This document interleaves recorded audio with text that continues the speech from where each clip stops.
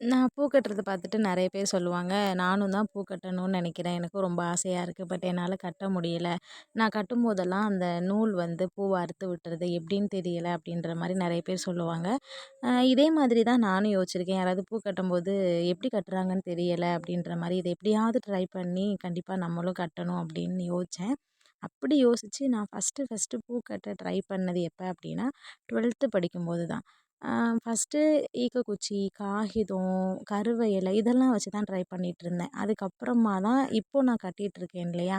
இந்த முல்லைப்பூல தான் முதல்ல நான் வந்து பூ கட்டவே ட்ரை பண்ணேன். அப்போ பெர்ஃபெக்ட்டாலாம் வரல. அப்படி இப்படின்னு கொஞ்சம் சொதப்பலா தான் வந்தது. ஆனா நான் ட்ரை பண்ணிட்டே தான் இருந்தேன். கொஞ்ச நாளுக்கு அப்புறமா வந்து கொஞ்சம் நல்லா வர்ற மாரி இருந்தது. அதுக்கப்புறம் ரொம்பவே நல்லா கட்ட ஆரம்பிச்சேன்.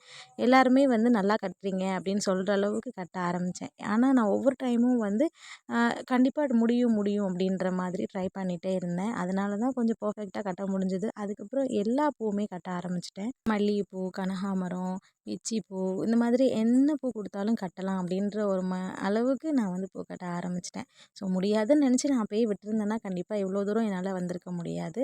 ஸோ நீங்களுமே என்னால முடியாது, எனக்கு வராது அப்படின்றத யோசிக்காம, என்னால முடியும் அப்படின்ற மாரி நெனச்சு ட்ரை பண்ணீங்கன்னா, கண்டிப்பா என்ன விட சூப்பரா நீங்க என்ன பண்ணலாம் அப்படின்னா, பூ கட்டலாம். கண்டிப்பா ட்ரை பண்ணி பாருங்க.